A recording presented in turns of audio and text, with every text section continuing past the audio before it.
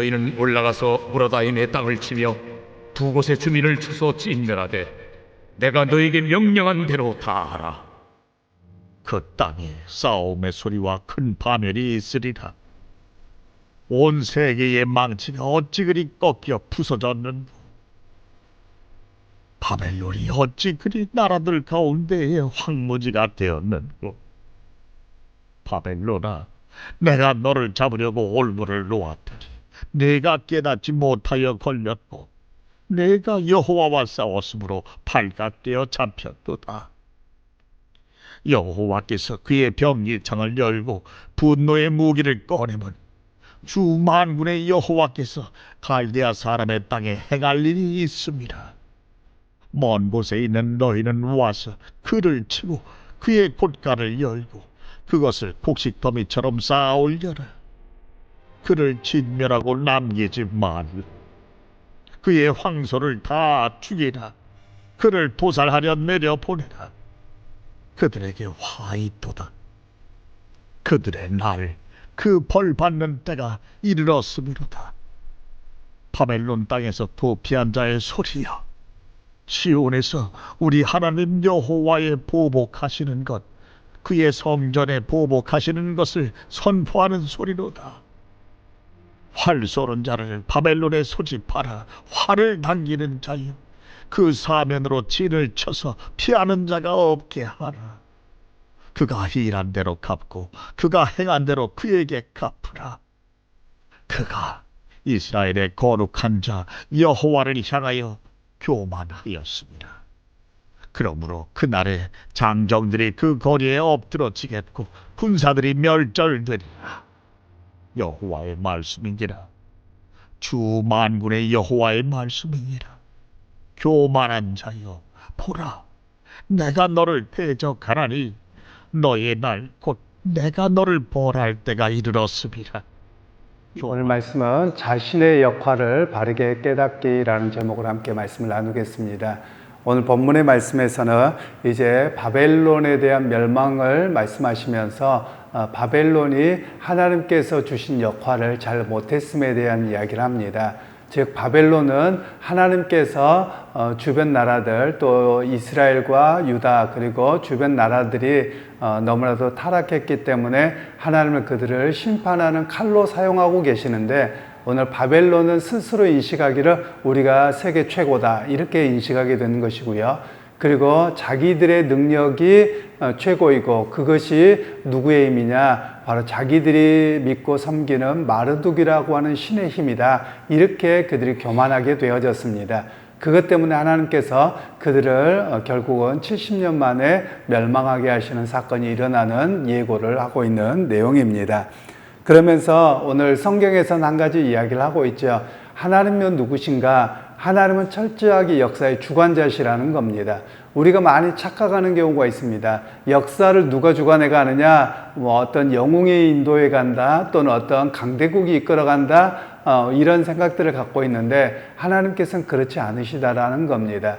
역사의 주인은 누구시냐? 하나님이시고 하나님께서 흥망성쇠를 주시는 분이다 라는 것을 분명하게 이야기를 하고 있습니다. 이 말씀을 오늘 우리에게 적용하자면 세상에서 바라보는 역사의 사관과 우리 기독교인이 바라보는 기독교적 사관이 좀 다릅니다. 어저께가 광복절이었는데요. 우리가 광복절이라는 표현이 제가 전에 한번 말씀을 드렸습니다만 우리나라는 건국일이 없습니다. 왜 그런가 하면 우리나라가 어느 날 갑자기 없어졌다가 나라를 세우자 이렇게 세운 것이 아니고 조선이 있다가 대한제국이 되었습니다. 대한제국이 있다가 일본이 침략했다가 다시 나라를 되찾은 겁니다. 그래서 사실 우리나라는 건국절이 필요 없다고 말할 수도 있는데요.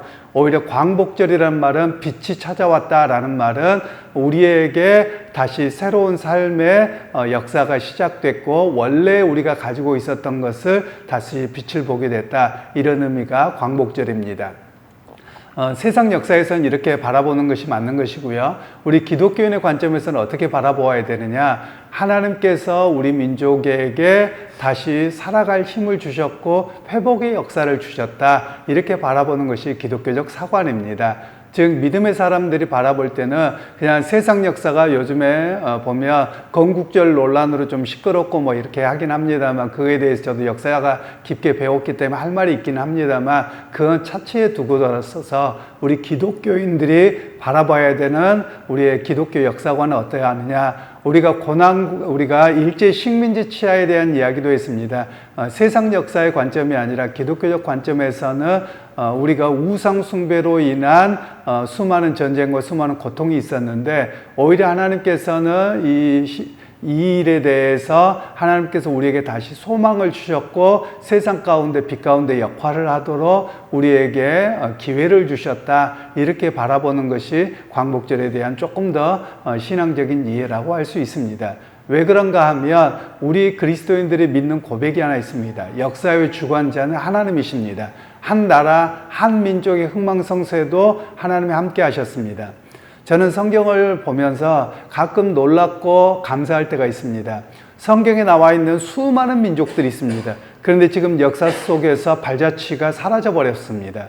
그 이야기는 그들이 완전하게 멸족을 당하는 것도 있겠지만 큰 민족에게 흡수당해서 자기의 민족의 의식을 갖고 있지 못하는 나라들이 대부분입니다. 그런데 우리나라에는 정말 작은 나라입니다. 그리고 세계적으로 보자면 지금은 인구가 많아졌습니다만 과거 인구가 별로 없었거든요. 그런데도 불구하고 5,000년이라고 하는 역사를 지탱하고 오고 있는 겁니다. 5,000년 역사다 그러면 어느 정도인가 이렇게 좀 이해가 어려우실 수 있는데, 성경과 비교해 보잖아요. 그럼 성경에서 이야기가 나오는 유대민족의 믿음의 조상이라고 하는 아브라함보다 이전 역사입니다. 그러면 아브라함 이전 역사에는 어떤 민족이 있었느냐 거의 찾아보기 어렵거든요. 그런데 그때부터 지금까지 지켜졌다라고 하는 것은 우리가 하나님의 은혜였다, 저는 이렇게 이야기를 합니다. 즉 한 나라 한 민족, 오늘 성경에 나오는 수많은 민족들이 다 멸망당하고 사라져 버렸는데, 그럼에도 불구하고 우리가 민족의식을 갖고 살아가게 하셨던 것, 하나님께서 이 시대에 남겨두신 그런 역사다라고 우리는 고백해야 함을 이야기를 하고 있는 것이죠. 그러면서 이제 하나님께서 바벨론을 심판하게 되는 가장 중요한 이야기를 하나 합니다. 그것은 바벨론이 예루살렘에 들어가서 성전을 무너뜨려 버립니다. 그리고 거기에서 우상 숭배를 하는 그런 일들이 벌어집니다. 하나님께서는 그것에 대한 가장 큰 심판을 이유로 삼으십니다. 그러면 왜 성전 그 자체가 어떤 거룩한 것은 아닙니다. 하나님의 임재의 역사가 있을 때가 거룩한 곳이기는 합니다. 그런데 그곳에서 성전을 파괴하고 자신들이 믿는 마르뚝이라고 하는 신에게 제사를 드림으로 인해서 오히려 하나님이 보시기에 그들은 하나님의 칼로서 그 역할을 감당하는 것이 아니라 오히려 우상 숭배를 더 강조하고 있고, 또 그들이 끊임없이 오히려 그렇게 살아가고 있는 모습에 대해서 하나님은 그들을 완전하게 심판하고 계시는 내용이 오늘 본문의 이야기입니다. 그러면서 오늘 바벨론이 심판받는 이유가 뭐냐? 바로 교만이라고 하는 것을 지적합니다. 그러면 왜 교만이냐? 자신에게 주어진 역사의 역할, 또는 하나님께서 주변 나라들과 유다 백성들에 대한 심판을 통해서 하나님이 주신 칼로서의 역할을 감당해야 되는데 그걸 뛰어넘어 버린 겁니다. 그리고 자기가 칼자루를 쥐고 있는 것처럼 그렇게 여겼을 때 그렇게 멸망을 하는 겁니다. 어제도 말씀을 드렸지만 일반적으로 역사 또는 제국의 이야기를 하자면 보통 제국은 300년 이상을 갑니다. 특별히 로마 제국은 300년이 아니라 1500년의 역사를 갖습니다. 왜냐하면 로마 제국은 우리가 서로마 제국과 동로마 제국을 이야기하는데, 로마가 시작이 되어서 예수님 시대 이전에 로마가 시작됩니다. 그리고 나서 이쪽 지금의 터키 지역으로 수도가 옮겨가면서 그 지역을 동로마 제국이라고 하는데, 거기가 오스만 투르크 제국이 등장하기 전까지 1500년대까지 거기에 로마 제국이 유지가 됩니다. 그러니까 이 로마 제국이라고 하는 것은 정말 어마어마한 곳이었고요. 그러나 일반적으로 다른 나라들 제국의 역사는 보통 300년 정도를 갑니다. 그러니까 그것과 비교해서 바벨론이 70년 만에 멸망했다라는 것은 정말 짧은 역사입니다. 그렇다고 보면 우리가 세대를 이야기하자면 보통 한 세대를 30년을 잡습니다. 그럼 왕으로서 30년이라면 기껏해봤자 서너 명의 왕으로 끝나버린 나라다라고 말할 수 있는 것입니다. 그런 면에서 오늘 우리가 보자면 역사의 주관은 하나님이십니다. 그러면 우리 개인의 삶도 마찬가지입니다. 하나님께서 우리 각자를 들어 사용하실 때가 있습니다. 그럼 그 사용하실 때 하나님이 나를 이렇게 요 시간에 나를 사용하시는군요 라고 고백할 수 있어야 되는데, 우리는 자칫하면 내가 다 했어요, 내가 잘나서요 라고 말하기가 쉽더라라는 겁니다. 그런 면에서 오늘 우리가 고백해야 될 일들이 있습니다. 제가 지난 주간에 올림픽 때 이렇게 탁구 경기를 보는데, 갑자기 탁구 경기에서 이은혜 선수가 탁구를 하고 뭐 이렇게 하는데, 제가 아는 후배 목사님이 자꾸 거기서 태극기를 들고 뭐가 막 나오는 겁니다. 그래서 왜 저 친구가 저기 나오지? 그러고 봤죠. 그랬더니 나중에 이은혜 선수가 이렇게 인터뷰하는 걸 보니까 말이 조금 부족하더라고요. 그래서 하나님께 감사하다고 그런 이야기가 나오는데, 중국에서 귀화한 친구더라고요. 그리고 나서 내용을 봤더니 양영자라고 하는 옛날 탁구 선수가 중국의 선교사님으로 갔다가 이렇게 연결을 해서 그 후배 목사님이 그 아이를 고등학교 때 입양을 해서 우리나라에 돌아온 친구더라고요. 제가 그런 걸 보면서 무슨 생각을 했냐면, 이 이은혜라고 하는 친구가 자기에게 하나님을 고백할 수 있었던 것, 자기를 이렇게 세우신 것에 대해 바로 하나님이십니다 라는 고백을 할 수 있었던 그 위대함의 역사가 여기에 나타나는구나, 이런 생각을 했습니다. 여러분, 사실 내 개인이 뛰어나서 정말 잘한다 이럴 수도 있지만, 부족함에도 불구하고 하나님 나를 이렇게 사용하셨습니다. 그래서 하나님께 영광 돌립니다. 하나님의 은혜입니다. 이 고백이 바로 우리가 해야 될 역할이다 라고 말할 수 있는 것입니다. 그래서 여러분, 각자에게 주어진 삶에서 나를 이렇게 사용하신 것 감사합니다. 내가 한 것이 아니라 주님의 은혜이고 주님께서 나를 이 시대에 이렇게 사용하신 것입니다. 이렇게 고백할 수 있는 우리의 모습들이 될 수 있기를 소원합니다. 오늘 개인적으로 보면 그렇게 적용할 수 있는 말씀들이죠. 그러게 여러분, 오늘 하루의 삶 속에서도 여러분에게 주어진 역할들이 있을 것입니다. 그 역할 속에서 교만하지 아니하고 하나님 나를 사용하시고 내게 시간 주신 것, 또 내 삶의 여건, 또 내 위치를 주신 것 내가 오늘도 성실히 감당합니다. 그 고백 속에서 자신의 역할을 잘 감당하는 그런 믿음의 하루가 되시기를 주님의 이름으로 축원합니다. 하나님 아버지, 오늘도 주께서 역사 속에서 주관자가 되셔서 나라도 사용하시는데, 그 나라의 역할을 감당하지 못할 때 하나님께서 오히려 바벨론을 심판하시는 모습을 보았습니다. 하나님, 우리 각자에게서도 자신에게 주신 그 시간에 그 시대의 역할이 있기에 하나님, 오늘 또 내게 주신 역할을 잘 감당하는 우리 모두가 되게 하옵소서. 예수님의 이름으로 기도하옵나이다. 아멘.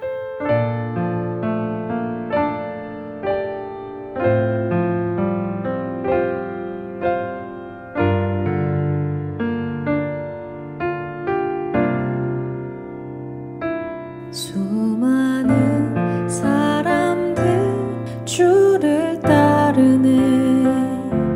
자신의 연약함 가지고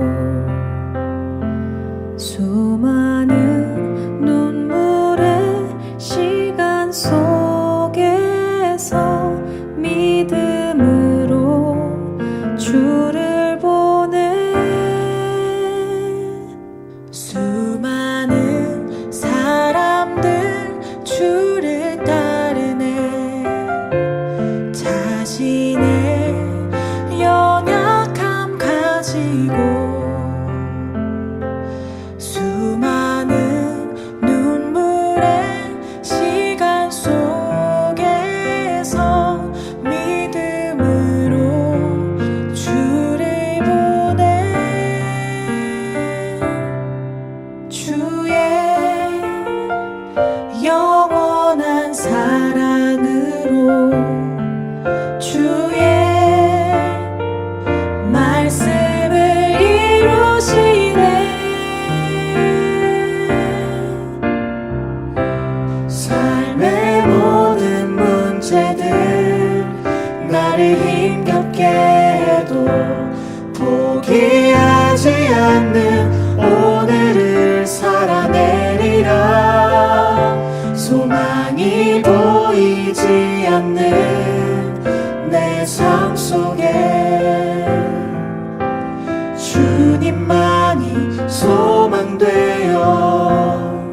주의 뜻 이루시리라.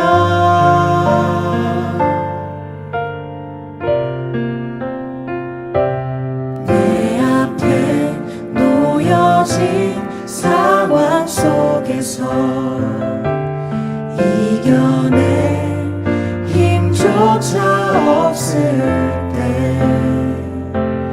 연약한 나에겐 힘겨운 이길 믿음으로 나아가네. 주의 영원한 사랑으로 주의 말씀을 이루시네.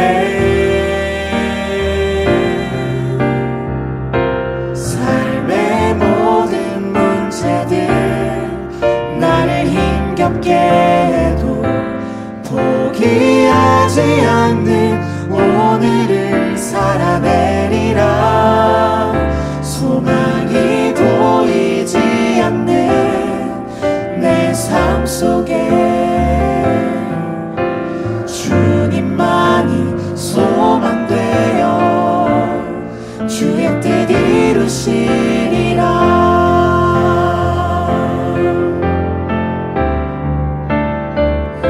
삶의 모든 문제들 나를 힘겹게 해도 포기하지 않는 오늘을